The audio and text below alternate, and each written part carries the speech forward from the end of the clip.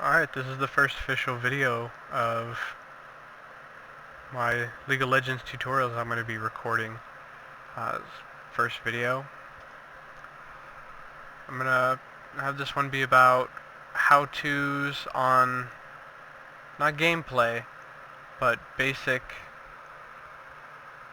stuff, how to prepare yourself before actually getting into a match.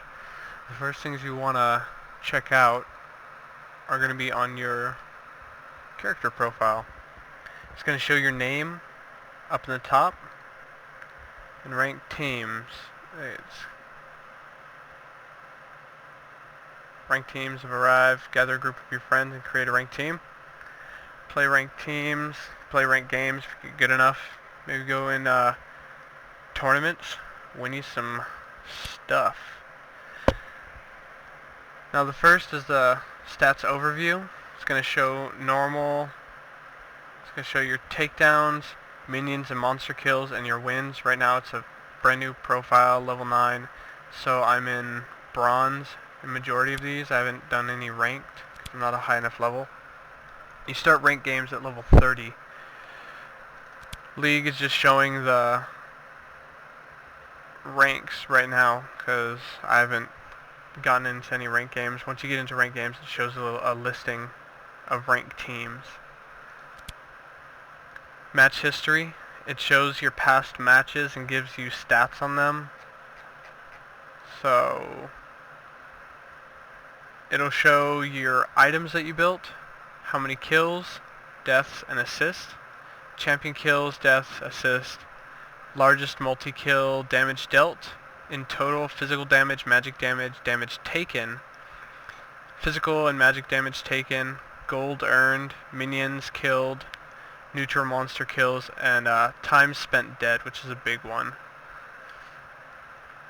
It's good to look over your past games to see where you need to improve at.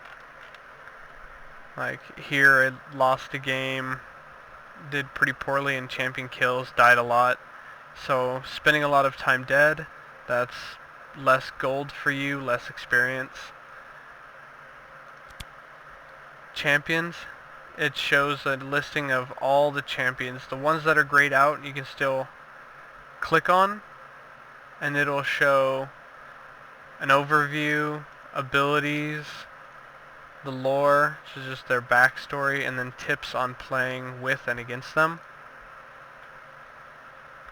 Down here, if you want to select a specific champion, type in their name. You'll sort out alphabetically. Go back up to the top. Say you want to select Ashaha, and I don't know why. Okay. Ash. Or say you want to pick Annie.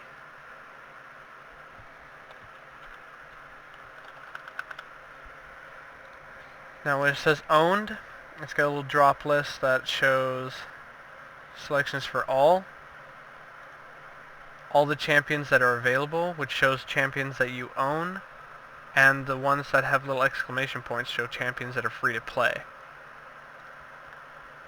If you go to owned, it just shows the champions that you currently own. So regardless if they're free to play or not, these champions will always show up for you to select them in-game. Selecting all the ones not owned will show the highlighted ones that are free to play if you don't own them, and all the grayed out champions, which are champions that you do not own. And then recently purchased will just basically show recently purchased champions. If you go back up here to all, you can also select from different types of champions depending on what kind of champions you want to look at. So they've got all. You can select assassins, so they've got Akali, Evelynn, Fizz, Kassadin, Katriana, Kha'Zix, LeBlanc, Master Yi, Nidalee, Nocturne, Rengar, Shaco, Talon, and Zed. These are all champions that are assassins. That's how you play them, what they're good at.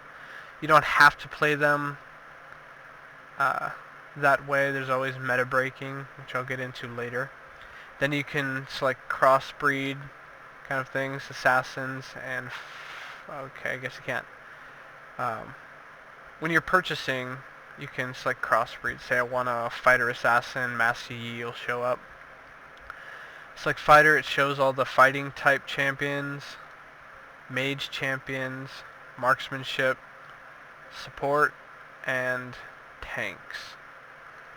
Next item over here are the rune page. Right now I've only got 2 rune pages set up. I don't recommend setting up rune pages until you get to the level where you get tier 3 runes. I haven't purchased any runes myself. I'm waiting till I can purchase tier 3 runes.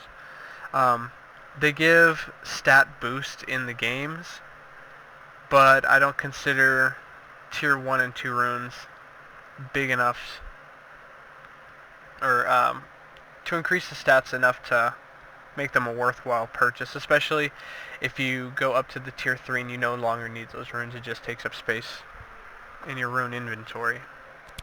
Next thing over here is masteries. Now mastery pages are free. You don't have to buy them. With rune pages you have to actually buy them in the shop with IP. I'm guessing that's in-game points. The mastery pages, you can set masteries up for free. Just go ahead and make a bunch just because why not. I've only got 2 mastery pages, or 3 mastery pages, 4 mastery pages. 4 mastery pages set up. I've got my AD mastery pages. You get mastery points. When you level, you unlock them. And for AD mastery points, right now I'm just putting them in attack speed, attack damage per level, and right now I've got an extra one, and I'll go ahead and put that in. Go ahead and put that right there in Summoner's Wrath, so I can get some decreased time on Ignite, Ghost, and Exhaust. You gotta save your masteries. You do the same with your runes when you reset your runes. AP, I select cooldowns, ability power, and I'll eventually get a mental focus, or mental force, I guess, which just adds more ability power. You also want to utilize defense and sometimes utility, depending on what kind of champion you want to build those masteries towards. So when you're starting up a new rune page, you get 3 different slots to put your masteries in. Offense, which helps with damage output. Defense, which helps you take reduced damage. And utility. Utility helps just other things. Extra movement speed, decreased recall time when you recall back to base, 20% or however many percent better with buffs in the game to extra gold at the start, extra gold when you kill minions, extra wards, just stuff. I don't normally use that much utility in my AD and AP runes, but they're really helpful with jungling. Just for that extra gold, extra experience. Same with support, extra gold, extra experience. And I'll get into the different game styles with those. Top laning, mid laning, AD carry, supporting, jungling. We'll get into that later. Now you go to spells. These are going to be your summoner spells. Summoner spells are spells you can use in-game. Each one has a cooldown. I'll go into these later. These are just spells that you use on your, I think your D and your F key, to give yourself extra little things you can do in-game. Ghosting, it gives you, I think, an 10-second movement speed. Heal will instantly heal you for so much health.